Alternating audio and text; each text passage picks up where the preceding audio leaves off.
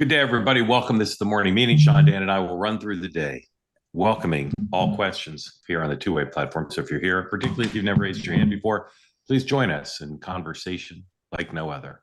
If you're watching on X or YouTube, please feel free to watch passively.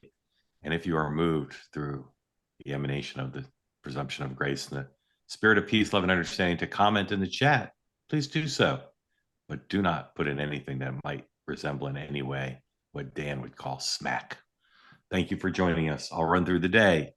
And we have a lot of topics to discuss. Yesterday, we got a little bit of blown out by the presidential news conference. Many of you had a lot of thoughts about how to executive produce this show. I'd urge you to apply for the job if you'd like to do it. And you can help us make difficult judgments in a live broadcast. Thank you very much for your attention to this matter. The president played golf today. We'll show you a little bit of that in a moment. In fact, let's do that now. It's the president at the opening ceremony in Aberdeen, I believe, reminiscent of George Bush's famous "Watch me while I hit this drive." Please welcome onto the tee the 45th and 47th President of the United States of America, Donald J. Trump.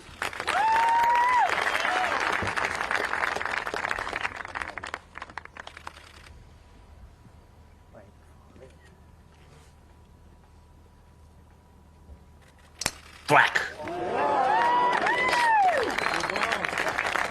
He's got a good swing for his age. Yeah. He does. He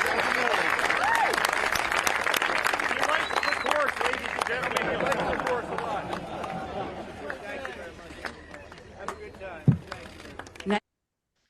time. He's supposed to be on a plane at about 11 Eastern to fly back home and lands at the White House shortly after two-way tonight goes off the air. I'm hoping he lands early and gaggles for the last 15 minutes of my show.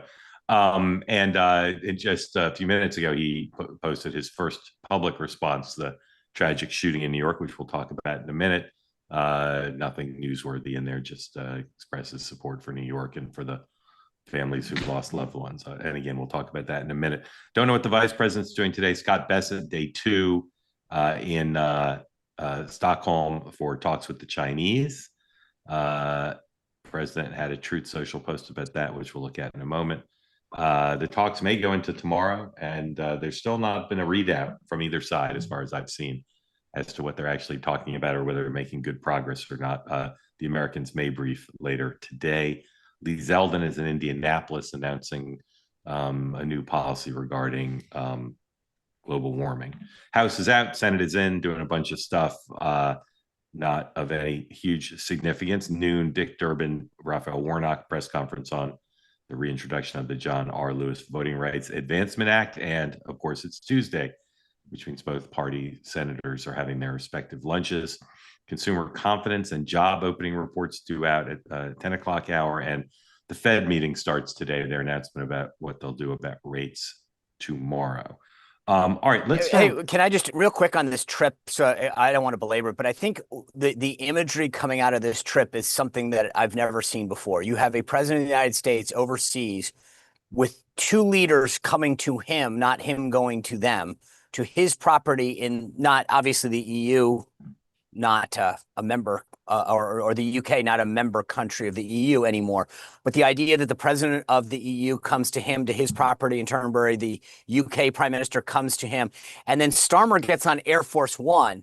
I mean, this literally is just talk about reordering not just the global trading system, but diplomacy overseas. I know no one's going to talk about that, but it was fascinating to me to see the imagery of multiple world leaders coming to the home overseas of the U.S. president, and then one of them getting on Air Force One to travel with them. No other president owns properties overseas and goes on vacations and golfs at their properties overseas. They're both first time. I know, but I think it's not going to get noted if it's not now. So I just figured I'd say it before it gets thrown into the annals of history and never spoken of again. Dan, do you judge the trip a success? Yeah, absolutely. We're going to get to trade here, but because we still don't really know what it is. But absolutely. Look, to Sean's point, the Europeans came scrambling to him, and it does sound like the Europeans badly wanted a deal because I tweeted about some of this stuff, whether it was the German automakers frantic that they want to be able to sell cars here, or French luxury good makers talking about declining sales. The Europeans wanted the deal. The problem is, we don't really know what it is fully. I know everyone says, yes, we do, but no, we don't. And I thought it was fascinating that I forget who it was said that it's a new world order with trade, that we're never going back to the way it was prior, which is an interesting, and I think it's accurate, but that's a stark statement that Trump has bent the conversation in a new direction. And I think, domestically, we don't know what the Democrats' vision is for the future on this new playing field now. Well, that's actually a great point that you're bringing up, Dan, because two things are important about trade and tariffs. Number one, how does any future president ever say, I'm not going to fight for a level playing field again after this? Number one. And number two, on tariffs, Biden saw this on China when he came into office after Trump. How do you take them off knowing how much revenue they bring in and how much of they sort of quasi get you back to reciprocal trade levels with other countries? So he truly has reset it. But this was the line of the day for me from the New York Times.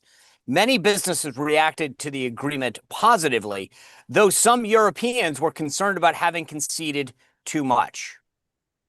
Yeah, that's the general tone of the overall coverage. Now, again, we can repeat it every episode. Depends on what the details are. But the Europeans are apologizing and explaining, and the president is triumphant. And American business is adapting. All right, the shooting. Have you guys both been in that building? Yeah. No, I don't. I will say this. I know. I don't know. I don't think so. Yeah. But I know the NFL's there, so I think I might have walked in or something, but not of note. So I've been in there many times, and for those of you who don't know the geography of Manhattan, it's near St. Patrick's Cathedral. It's near the Grand Central. It's near 30 Rock. It's near Trump Tower. It's right in the heart of Midtown Manhattan. And I was there recently, and the security was the norm for a building like that. Okay. There were guards. I couldn't, they didn't let me up until my escort came down. You get one of those white slips that you scan, and it opens the gate. But it's not, and it's much more secure than pre 9/11. But it's obviously wasn't secure enough to stop this guy from entering the lobby and then going up in an elevator. Now, I don't know if he jumped over those things, but my first question to you guys is, do you think this is going to lead to, at least in Manhattan, a reevaluation and a reinforcement of a higher level of security? So, for instance, you can jump over those gates, right? Yeah. You go to like the Washington Bureau of MSNBC, NBC. You can jump over those gates if you got a gun. You just shoot your way through. So, do you think that I can't imagine the folks at Blackstone and the NFL aren't meeting today and saying, well, okay, now we're going to have to, put the level of security that's higher. So, Dan, do you think that's going to happen? Yeah, I could see it. I mean, certainly in those Class A office buildings with very prominent tenants, I could see them extending that plexiglass to 10 feet tall or something, so that they almost like an airport when you go through security, and the doors open when you exit exactly to go to your bag. That's what I'm envisioning. And I mean, if I'm a partner at Blackstone, Sean, I'm saying today, no, we have enough money. Let's spend $5 million and harden this place, because the guy just walked right in. So the last time I was up in New York, and I'm not a frequent visitor to your city, but I am also, I love to walk it. I love people watching. I love just that city to me is like Vegas. In the sense that it's just great to watch people and interact. And I walk into a building, and the head of security happened to be there. He knew who I was, and he said, "How did you get here?" And I said, "What do you mean?" I walked. And he goes, "Seriously?" And I was like, "Yeah." And he goes, "We don't allow any of our top people to walk. We escort them to their car and all this." And I said, "Well, I love," and he kind of looked at me and he said, "To be honest, the next time you come, give me a call. Here's my number." And I was taken back. I literally was like, you got to be kidding me. Like, I love walking around New York. And he's like, with your profile, he's like, no way I'd walk. And I'm not trying to scare you.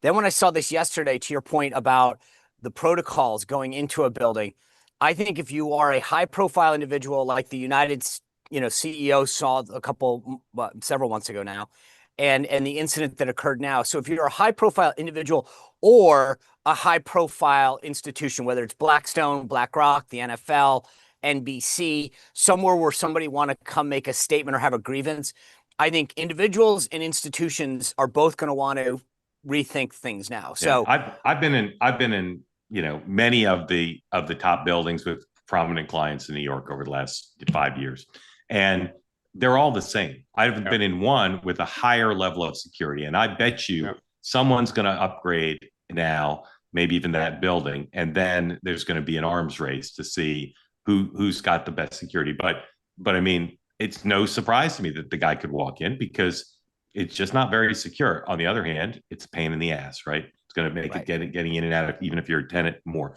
Okay, Mr. Mamdani remains in Uganda for his wedding celebration inside this compound. The New York Post is covering it quite a bit. He chose not to come back yesterday in the midst of the mayor's race. He did post this on X 107, please. I'm heartbroken to learn of the horrific shooting in Midtown, and I'm holding the victims, their families, and the NYPD officer in critical condition in my thoughts. Grateful for all of our first responders on the ground. It's common in my business to say, oh, it's too soon to talk politics. No, I talk politics the first minute because the politicians are thinking about politics the first minute. Dan, would you expect that this incident will have an impact on the mayor's race? Yes, it will, because anytime you have a tragedy like this, it sharpens the mind about public safety. It might give you pause for somebody who is relatively inexperienced, who's had some views of the New York City Police Department, of the role they play in public safety that are different. I mean, to me, I find them abhorrent, but I get it. Some people may agree with him. And so I think I'll be curious how Adams and Cuomo, obviously Adams is a sitting mayor. This is like in his wheelhouse now to be a leader. And he's been front and center. Front and center, as you would expect the sitting mayor to be. How does Andrew Cuomo deal with this? And if I were Mamdani, I would get on a plane immediately and come back. I think it's a terrible look that you're out there and you put out just a tweet. I mean, the politics is optics. I would not be out of sight right now. Yeah, and just to be clear, New York City mayors have no greater responsibility than to be on top of stuff like this. And so he's not rising to the occasion. Maybe he thinks it doesn't matter. Sean, does it matter? And Mark, I mean, to that point, mayors who have not been present during snowstorms, during floods, like the history in this city of mayors who just put a statement out and don't leave where they are is pretty long, and they've paid prices for it every time. Sean, do you think this impacts the mayor's race? If so, how? So I do. I think it impacts it for the reasons that Dan suggested. I mean, how do you not talk about public safety, hardening institutions and buildings, both public and private resources that the city will offer? But also, again, to Dan's point, your position on public safety and policing is questionable. You tell me how somebody, yesterday came to respond to that without a gun would have handled it. I'd love to hear that one. And so the idea that Mamdani has continued to talk about sending social workers out to certain situations is definitely going to be a problem. I will tell you, I'm a little conflicted on the political response. I think you guys know my position on what I think of this individual. But I do give him a bit of a break when you're not mayor. The idea of rushing back of an incident. I mean, I get the optics, and although if I were him, I'm not sure that why do you? I don't know. I get it may not be a tweet, but you need to do more or something. But you're powerless. The event is over.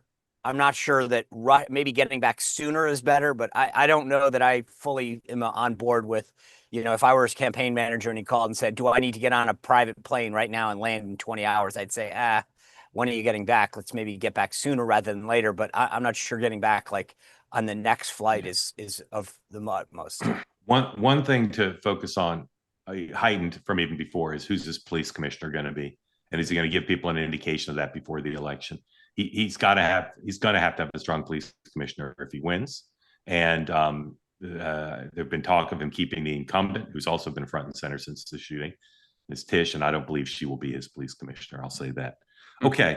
Putin. Yesterday, the president, in response to a question, said he was shortening the window he was giving Putin to come to the peace table and to stop pounding Ukraine.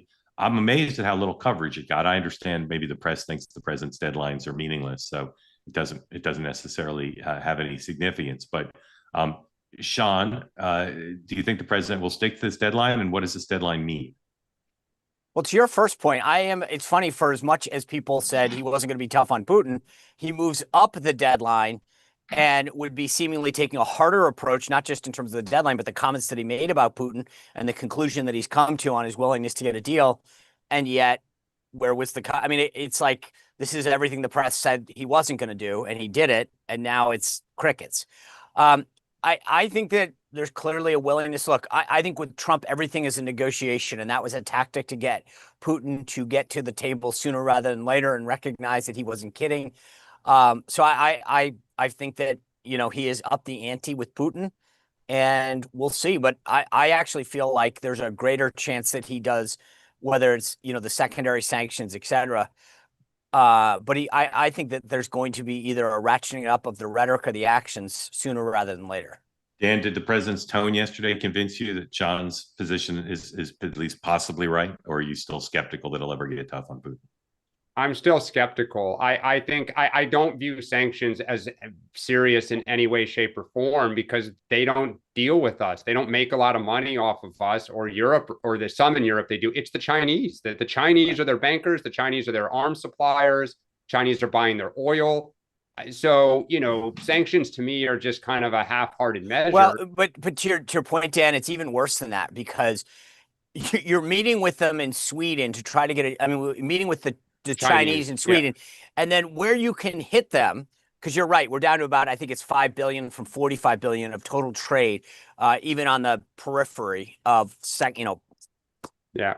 But if you go to secondary and you hit the Chinese for oil at the same time you're in Sweden saying let's get a deal, you're undermining the same thing that your other team is off trying to get. So you've created a conundrum even on secondary tariffs that is going to make the diplomacy efforts that you're doing with your Treasury Secretary even more challenging. So I think they put themselves in a bit of a pickle, but I do think he's going to find some way of ratcheting this up. I mean, look, I come back to the only way to really ratchet it up, and the only way, Mark, that I think the press sat up was when he started talking about more arms again to Ukraine.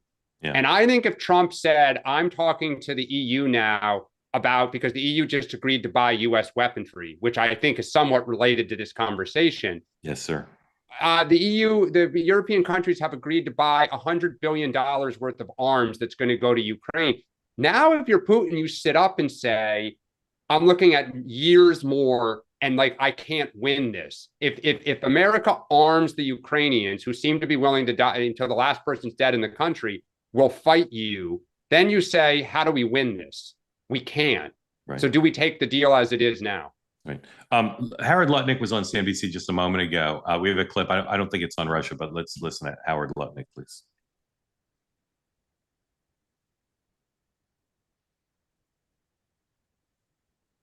Horse trading still to do, but the fundamentals of their $20 trillion economy are set. We sell into them without a tariff. They sell into us for 15%, but they protect themselves on autos, they protect themselves on pharma, they protect themselves on semiconductors, and those three protections were fundamental for the European Commission, and anybody who picks on them is going to learn over the next 2 weeks why the people who did that deal were really smart to get this deal done with Donald Trump. All right, so that's on Europe. Okay, three more topics, then your questions. So please, if you want in on the conversation, raise your hand. And again, we'd love for some new folks who haven't been part of the conversation before to join. We've talked about Tulsi Gabbard and the presidents and their accusations against the Obama administration. And our community has lots of views about this, ranging from the president Obama should be in prison to this is all a hoax. And I'll just tell you guys, based on the reading and reporting that I've done and listening that I've done in the last couple of days, here's my view. They've overstated the case in terms of particularly President Obama and the notion of treason. But I do believe that some of the key actors involved in this have a history of doing things against Donald Trump that warrant us to consider that they may have done something improper and maybe even something illegal. I'm not sure what that is yet, but I do believe that there's a lot of unanswered questions that do need to be answered, and I wish they could be answered, not necessarily in the context of accusations of treason and not necessarily in the context of a criminal investigation. But I do believe that there are some unanswered questions regarding the decisions that were made, which clearly led, whether there was the intent or not, which clearly led to an extraordinary burden on President Trump as he began his presidency, facing accusations that proved not to be true. Sean, where are you on that story? Well, CIA Director Radcliffe is apparently going to continue to release more underlying documents, declassify stuff. The bottom line is when you actually look at the progression of what was known and when and what actions were taken, I'm with you to some degree that I'm not going to use words like treason until I see it play out a little bit more. I think that's a very, very heavy charge. But I do think that knowing what we know now from the underlying intelligence reports, what was chosen to be used and what wasn't, and it goes back to, looking at the Steele dossier in itself and who paid for it and what its motives were and how it continued to play through as a source document, you have to question why the FBI and the CIA did certain things. At the very least, there is no one who can look at this and say, this should not have gotten treated the way that it did, especially when you go back and start to look at after the election on that December 6th meeting with Obama and what they chose to focus on and not focus on. There is no question, having been there, never mind the Mueller report, that there was no collusion with Russia. But when you look at the actions of Russia and what they had on Hillary Clinton and say, if they knew all this stuff and they really allegedly. No, they did know that she had, or at least there were allegations that they were willing to put out about her pharmaceutical and drug use. Whether they were true or not, we know that they had that information. Again, whether it's true or not, but maybe we don't know. No, we know that they, right. We know the government, we know the U.S. government asserts that they had it. Okay. So you're going to believe them that they had that, but then you're not going to, you have to pick which side. At some point, I go, so we know that Russia had it. We know it didn't come out.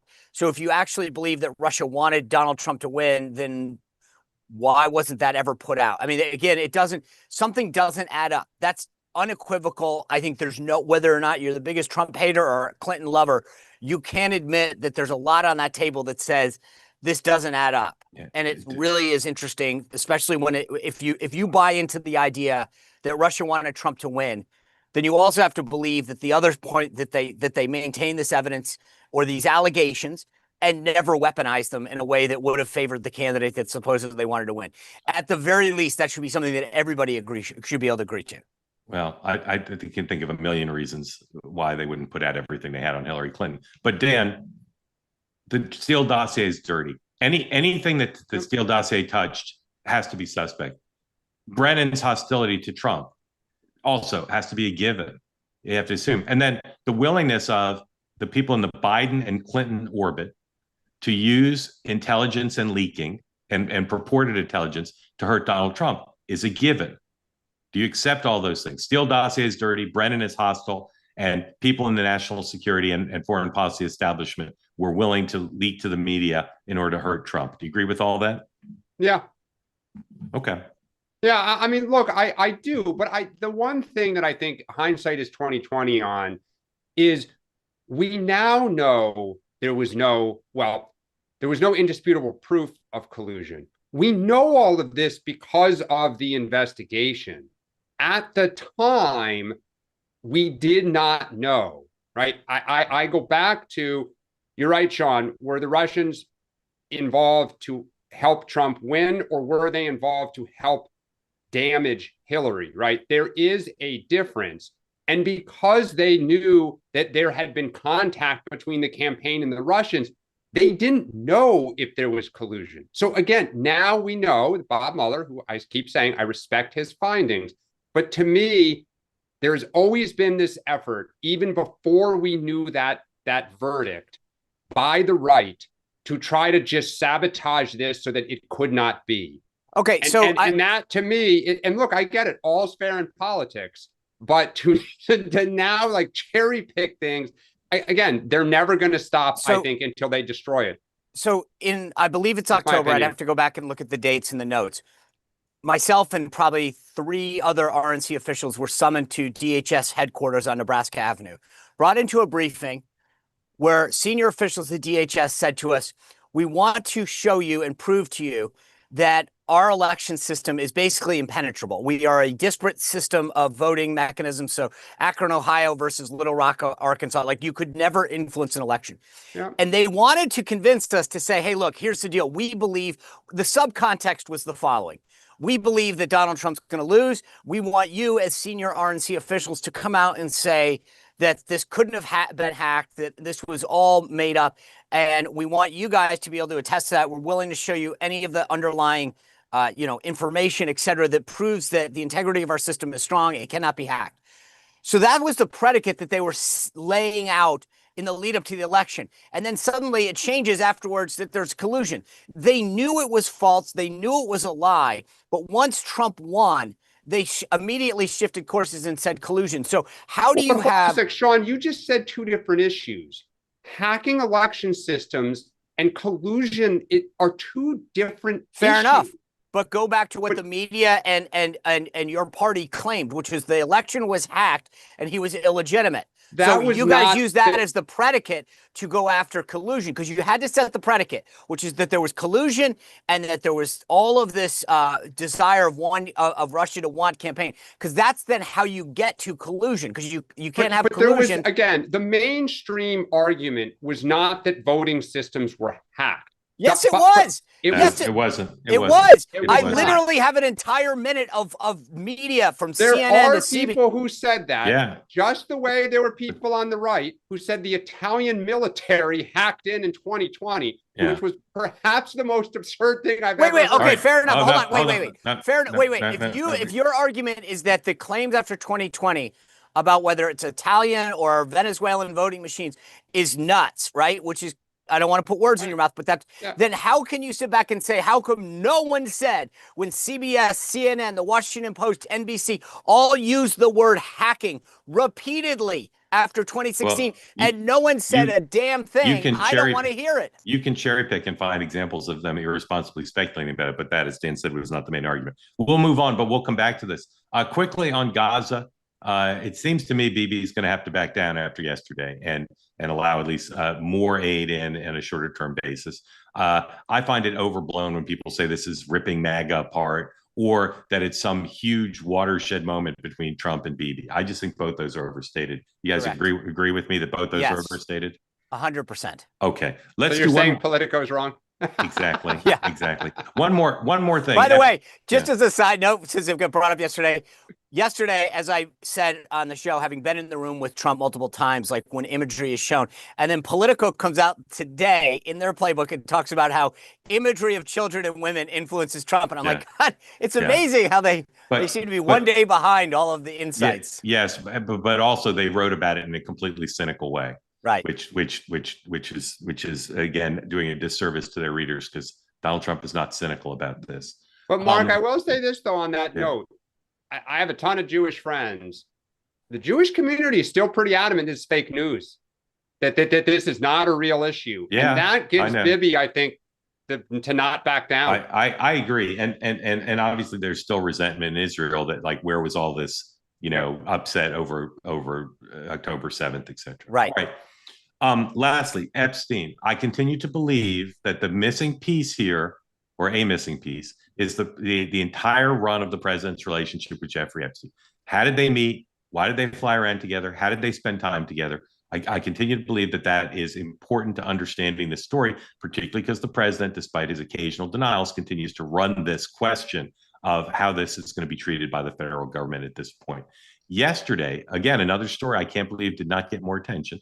The president completely changed the explanation that had been given on his behalf many times by government officials and others of why he and Epstein ended their friendship. It's been cited that they had a conflict over a real estate deal. It's been cited in the past that Trump thought he was a creep for Epstein was a creep for some conduct towards either the daughter of a member of Mar-a-Lago or an employee of Mar-a-Lago. Yesterday, in that extended session with the prime minister, the president offered up an entirely new explanation that I don't believe anyone, including the president himself, has ever offered up. The New York Times account goes thusly. This would be 104A. He also said yesterday that I don't know that he'd said this before either, that he was invited to the island but chose not to go.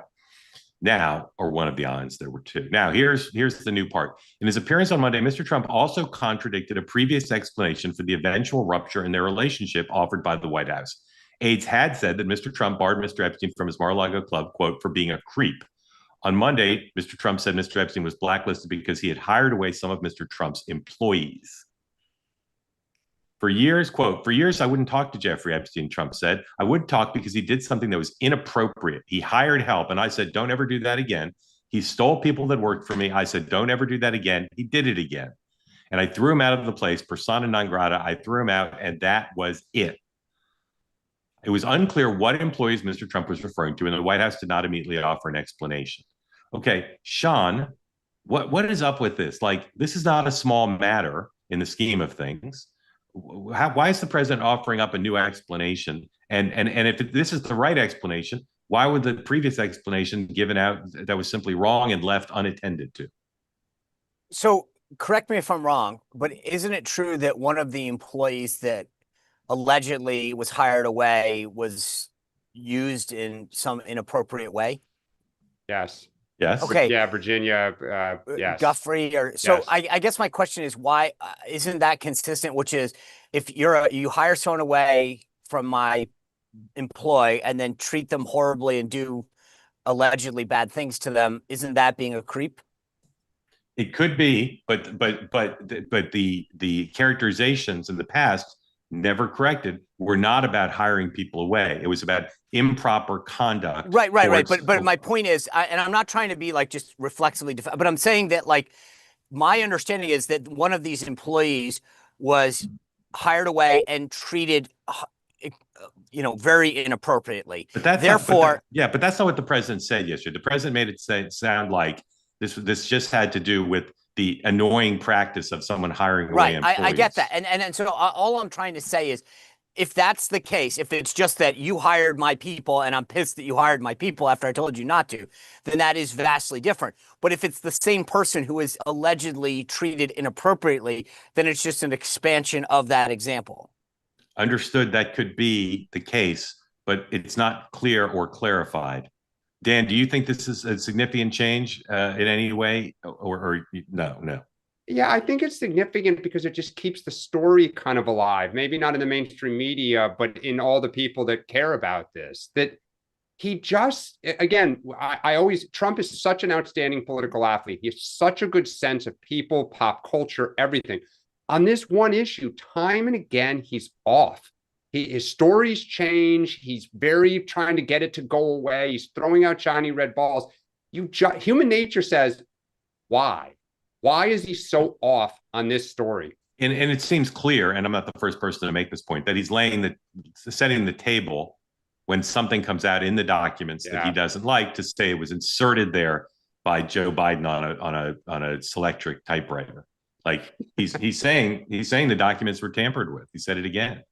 And again, there's just no reason to make that accusation unless he's setting something up, I believe. All right, let's go to your questions. Again, as always, I'll bring you in, unmute yourself.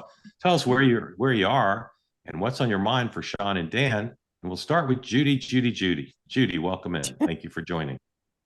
Hi, Mark, Dan, and Sean. I'm so happy to be here. Mark, I just wanted to show you that I have actually been a fan of yours for a very long time. Can you look at that? Mar-a-Lago? Where's that from, Judy? Well, that was back in November of 2022. I flew from Houston, where I'm from, to New York City to attend the Commentary annual dinner. And that year it was a roast of Barry Weiss. Yeah, a great event. I love that event. I saw you at the cocktail hour and went up and introduced myself and had this picture taken with you. I'm so proud of that. Awesome. What was very interesting is you started interviewing me. When you found out I was from Texas, you wanted to know what was my opinion of Ted Cruz? And I gave you my opinion. But what interested me is that you are so curious, and that's why you are doing what you're doing today, because you love to find out what other people are thinking. So that was a prime example. Thank you for that, Judy, and good to see you. That's awesome, Judy. Nice job. Yeah. So anyway, I don't know that I have so much of a question as a statement or some thoughts, and that is yesterday, Mark, I know you took a lot of flack for taking the news conference of Trump in Scotland. And when I watched you again last night, you were referring to people that were giving you flack. And I just want to say, I thought that was the greatest thing. And here's why. Why would you come on here and analyze the news when you can actually show the news? And the little anecdote I'll give about that is that I am by nature, I have a conservative worldview. Okay. So that typically is translated to Republican. Back in 2016, I could not take Trump. I was what you would say a never Trumper. I voted that year for Evan McMullen. I don't know. He's long gone. That was a very stupid act on my part. In 2020, after COVID, I didn't think that was handled well. Biden came along. He presented himself as somebody who was going to, for 4 years, 1 year, 1 term, going to settle things down. So I voted for Biden. So then 2024 is coming up, and I thought rather than listening to what the pundits are telling me about him, I'm going to start listening to him. So I sat down one Saturday afternoon to watch one of his rallies. Well, lo and behold, that happened to be the Butler rally. And I saw what happened there, of course, live on TV. But anyway, after that, I just started listening to him, and I saw a whole different version of him. I actually now am very much in favor of him. I voted for him. I think he's doing some great things. Do I like everything he's doing? No. Does sometimes he make me cringe? Yes. But overall, I am very, very happy with the direction he's taking this country in. And I just would say it's a lesson to me. Go to the source. Judy, thank you for all that. And I won't belabor yesterday, but all I'll say is we didn't anticipate the president spending an hour with the prime minister taking questions, number one. And number two, I think in the future, we'll do a little bit more live analysis during the event than we did. I think that offers a way for us to offer unique coverage. But I'll just say to folks, I made a joke about it earlier, producing live stuff is tricky, right? You don't know what's going to happen. And I thought if we cut away, we might miss the news. And as you said, it's silly for us to sit around and analyze things when Sean made the same point when the news is happening right then. Sean, a comment on what Judy said or question for Judy, please. You know, Judy, it's interesting. As a guy who was a spokesperson for a long, long time, I appreciate your comments because there were times when you'd say, well, you can actually hear from the president himself. Why hear from a spokesman? And you know, I always found that fascinating. I would always rather see the source document or hear directly from the individual than hear someone else's analysis. And so I appreciate your comments because I agree with you 100%. Dan. I think you guys have all said it very well. And I think, Judy, it's fascinating your evolution and how you got there with Donald Trump and your views of him today. That's interesting that you're still in net. You know, Judy, I had a professor on Martinez several weeks ago, and I was talking about how excited I was for this conversation. He wrote a book. It's called The Media and the Apprentice. And he's a Bernie Sanders supporter that wrote this analysis of Trump's media interactions and said, here was what the narrative was about what he said, you know, very fine people on both sides, Mexican, blah, blah, blah. And he went through and analyzed it and said, look, I don't like the guy. I don't like his policies. I didn't vote for him. I'm a Sanders guy. But like, here is the full context of actually what was said in each circumstance. And that goes to your point is that too often you've got a filter, which is the left-wing legacy media that's telling you what someone said. And so many times I'll say the same thing to folks, which is go look at the document or listen to the exact clip of what was said. And you get a totally different answer when that happens because... Let me just say that just a few minutes ago, you all threw up on the screen something that Donald Trump supposedly said, which he did say, but it was out of context. And that was, I didn't have the privilege of going to Jeffrey Epstein's island. And I didn't see the original, but what I read is that he was saying that facetiously. Yeah. Yes. Yeah, he was. I don't Oh, think you anybody. see, I it's a don't. whole different thing. Yeah. If I were Yeah. ignorant, didn't pay attention to Yeah. things, I would say that now, well, that doesn't sound very good. Yeah. Just I think. Right there on your show Yeah. is an example to me. Yeah, although I think I didn't mention it was sarcastic because I think it's pretty obvious that it was. But you're right. Maybe should have made clear. Judy, thank you. I hope to see you at the commentary dinner in the fall. If John Padoritz, maybe he'll comp us. Yeah, I hope to go again. That thing's expensive. Thank you, Judy. Grateful to you and great to see you. Adam Smith, welcome in. Explain monetary policy or whatever you'd like. Yeah. You Oh, wow. tell everybody where you are. And yeah, I actually know very little about that. So okay. I did want to jump in real quick, just going back to the Tulsi Gabbard drop, because I think there's a little bit of downplaying about some of the messaging. So I'm reading some notes here because I had to get my dates right. But in a speech in London at South Bank in October of 2017, so a year after the election, Hillary Clinton speaking to the group, which was public and then obviously put out on the interweb, we know that they were into voting rolls. So she's basically implying that they got into voting machines and impacted, votes. And the reason that's important is because one of the pieces of information from Gabbard showed that on December 8th of 2016, which was supposed to be the original PDB, was quoted, Russian and criminal actors did not impact recent U.S. election results by conducting malicious cyber activities against election infrastructure.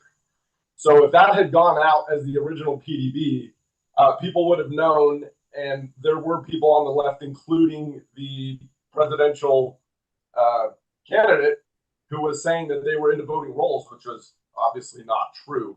And the reason that's important, too, is there was a poll on YouGov in March of 2018 that showed that 66% of Democrats answered yes to the question, Russia tampered with vote tallies in order to get Donald Trump elected president.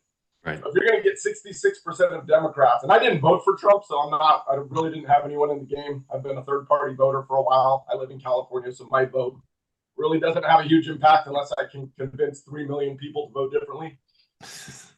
But to get 66% of Democrats to say that Russia actually was able to change vote tallies means there had to have been some kind of messaging out there to convince people that there was more than just, some kind of influence. Right. So Adam, you're raising a bunch of issues. We could spend 2 hours on this and we won't, but you're raising a bunch of issues. I'll say 3 things and then turn it to my colleagues. First of all, Hillary Clinton, when speaking about things she thinks Donald Trump did to harm her, does not always speak precisely. How's that? So, I'm not sure I'd take her as like the source on this, number one. Number two, we all have to deal, and this goes to what I was talking to Sean about this earlier, like just because a government official tells you what some intelligence says doesn't mean it's right. It doesn't mean they're accurately telling you what the intelligence shows, and it doesn't mean the intelligence is right. And whatever you think about the motives of the Obama administration in 2016, they were grappling with the reality that they were hearing different things about what Russia was doing, and they didn't know which were true or not. Intelligence is not a black and white thing often, and they were also grappling with the question of whether they should warn the public and local election officials of what they were hearing Russia might try to do. So even if you think the darkest thing about their motives, there's no doubt in my mind from the reporting I've done on this that they were really worried about not only what Russia was trying to do and doing, but how to convey to the campaigns and the public and local election officials what they were hearing, because they didn't want to err on either side. And finally, I think it's pretty clear that Russia thought about or tried to tamper, based on what we've been told. Doesn't mean it's true, but I think the people in the U.S. government thought that was true. So just because it didn't affect the outcome and just because there's no indication they were successful doesn't mean they didn't try. And if Russia or North Korea or Iran or China is trying to interfere with machines, even if they don't, it's obviously a super serious problem for all the obvious reasons. So I hear what you're saying, and I'm not minimizing it, but I'm trying to put it in the context of what I believe actually happened. And again, I never believe when a government official says, or the New York Times says, a government official says Putin likes ponies. I say, well, maybe he does and maybe he doesn't. But you can't rely on a government official. And what's insidious is there's some people, I think Brennan and Clapper would be in this category, who leak stuff out to the New York Times and the Washington Post with a political agenda. Doesn't mean what they were leaking wasn't true. It doesn't mean it's true or not. But they use their allies in the media to do that, and they're not the only ones associated with Barack Obama, Joe Biden, and Hillary Clinton who've done that. Dan. Yeah, I think really well said, Mark. I think Barack Obama went to the podium and made exceptionally clear that he did not believe that the systems had been hacked, that the integrity of our election had been compromised. So that is the leader of the free world, the head of our party at the time, being very clear, right? And I think to Mark's point about Hillary Clinton, he said it really well. I think, look, Adam, just like you look at our party and say, how at the time did 60% believe that the Russians hacked the system? We say, how did 60% think that 2020 was stolen? And how did 60% think the Capitol was, a peace, love, and understanding party on January 6th? So unfortunately, conspiracy theories and people consuming information and believing what they want to believe runs rampant in our politics these days. It's maddening. Sean. I agree with some of this. I do think that there are certain facts that we do know. We do know that the Steele dossier was bought and paid for by Democratic operatives in the DNC. We do know that was and by a Republican donor. And we do know that that was used as the basis of Crossfire Hurricane. They opened up a case, an investigation based on that data. They didn't filter it, knowing where the source of it was. We do know, as I said, that they were briefing myself and others about the integrity of the elections. Dan, to your point, Barack Obama might have come out, but then did nothing to further that point, right? So they used all of what they knew, and then after Donald Trump won, had to create a narrative, and they allowed it to be perpetuated and did nothing to stop it. In fact, having the information, whether or not, I will concede, because I don't think it actually is indisputable that Russia has tried to influence the United States in multiple ways, as we have done, as the North Koreans have done, as the Iranians have done. I think that's pretty open source material. That being said, they allowed things to be perpetuated in terms of what they were trying to accomplish and what methods that they had used. And no one on the left or in the media in particular stood up and said that that's not true.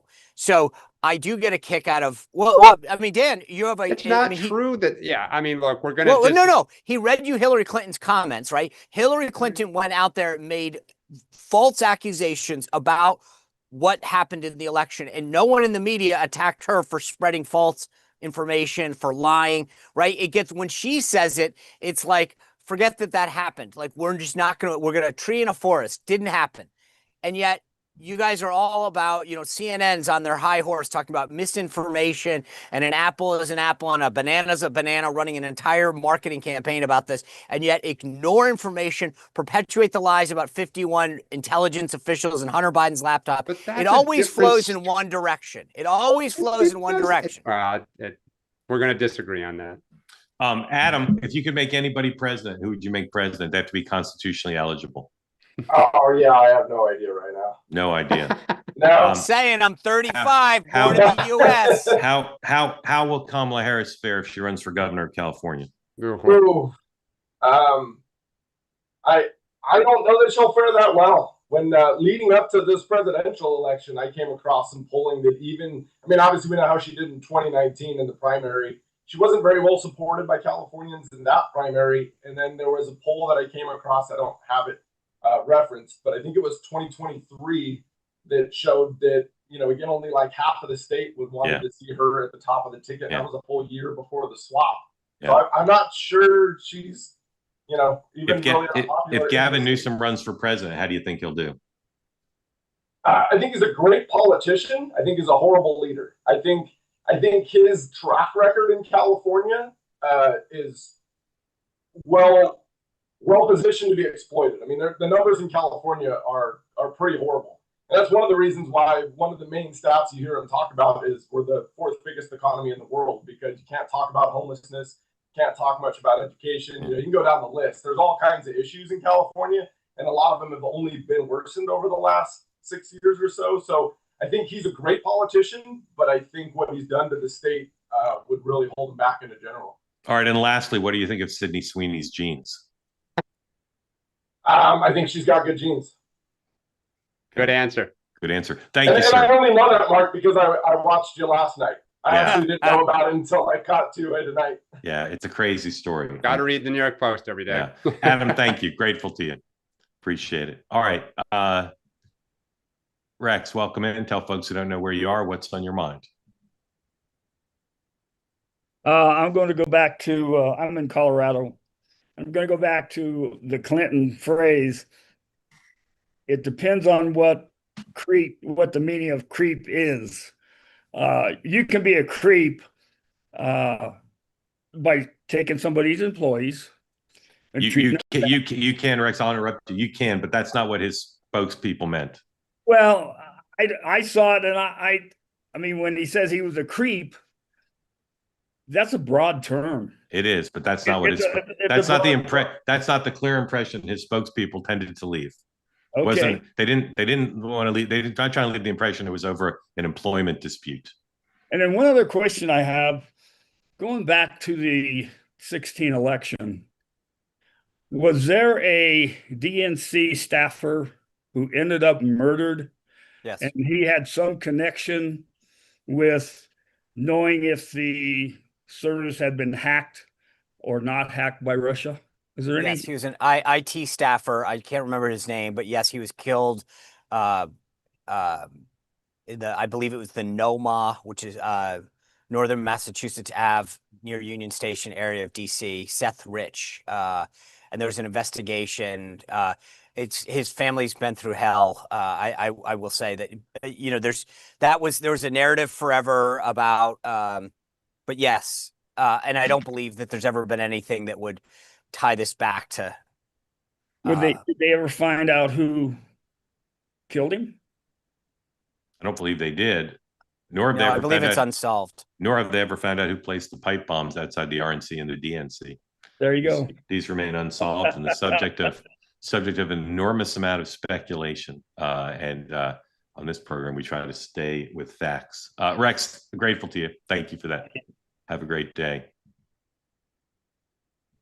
I considered Dan's promiscuous use of X to be creepy. Just kidding. So welcome in. Thank you for coming back. Tell folks who don't know where you are in Malaysia and what's on your mind.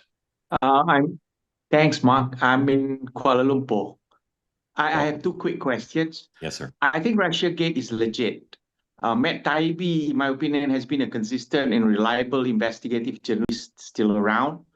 Mainstream media, I think, is trying very hard to ignore and bury this story the way they did and collude to hide the Biden mental issues.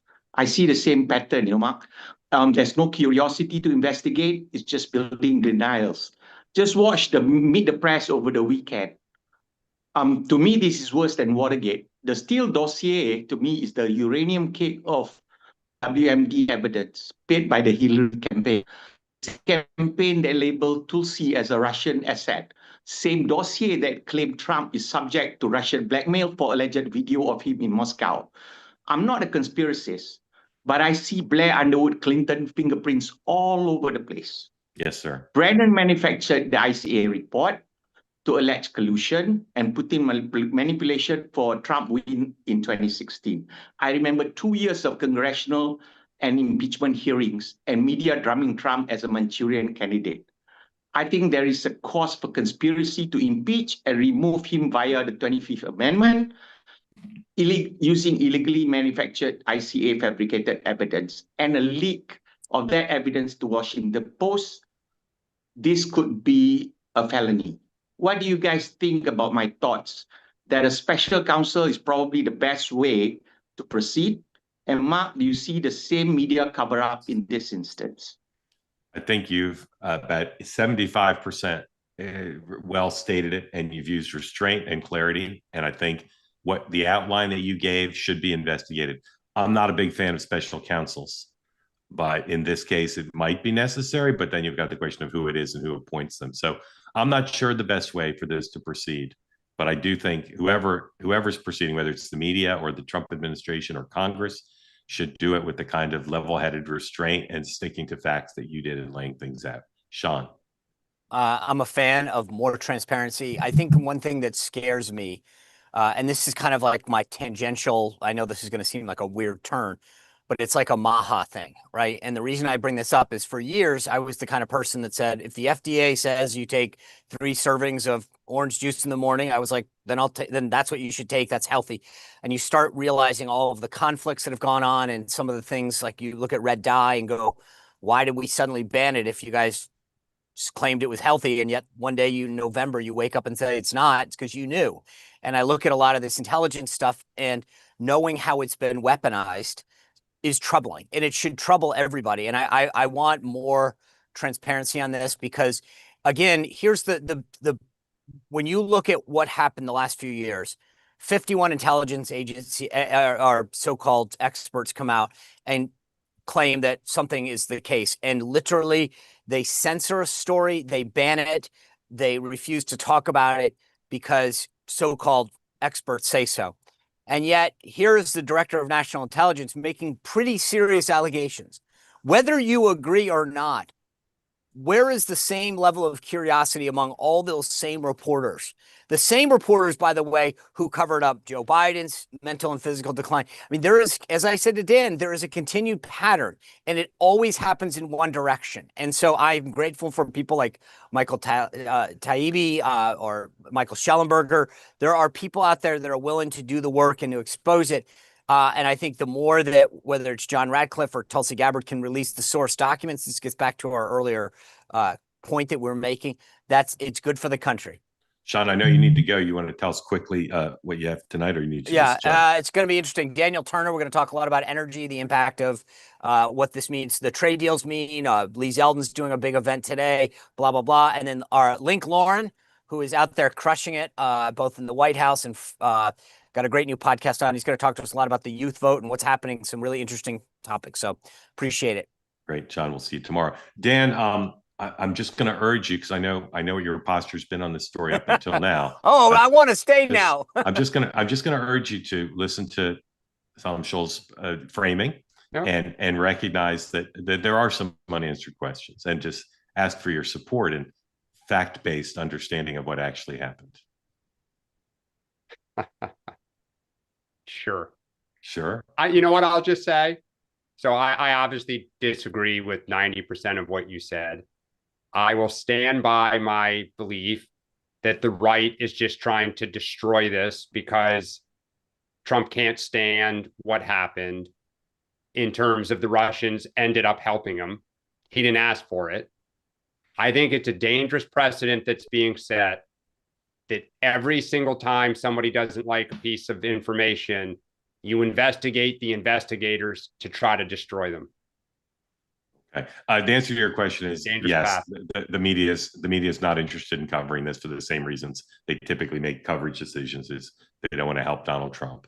But I believe that truly, if an organization like the Washington Post or the New York Times decided to make a stand here and cover it fairly, rather than the way they're covering it now, which is the way they covered the Biden thing, just play defense for the Democrats, concede only what absolutely has to be conceded. And again, I'll say, people like Adam Schiff and John Brennan have never been held accountable for what they did by the press. They've just never been held accountable.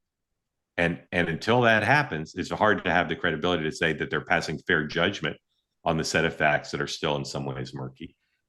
Be an opportunity. I just think, Mark, the challenge with all of this is to say you're taking politics out of everything. You'd have to apply the same standard to the Trump team in the first term and the second term and in the history of the Republic. Yeah. Okay. Yeah, but that's what we should do. Okay. Thank you for your question. Dan, you got anything going on later we should know about? No. Just okay. Peace, love, and understanding. All right. Tonight at 6 Eastern time, we'll have full coverage of the president's flight home from Scotland and everything else that happens today. Amongst my guests will be Steve Elmendorf, the Democratic strategist, one of our favorite guests ever. Michael Moynihan Report, joined by Sam Tenenhouse, author of the new William F. Buckley biography. That's at 7 Eastern, so back-to-back shows. And then later today, a new episode of Next Up will drop, and my guests will include Michael Smerconish, and he and I are going to talk about the media and about Trump and about all sorts of things. I've been on Michael's show many times, every Wednesday for several years now, but I don't believe I've ever interviewed him before. So I'm looking forward to that. And that'll drop later. You can watch it on YouTube or listen to it as a podcast wherever you wish. And the three of us will be back in 23 hours for another episode of this program. Grateful to you all for being part of the two-way community. Judy, nice to see that photo and be reminded of that great dinner. And grateful to you all for being part of two-way. Have a good day, everybody.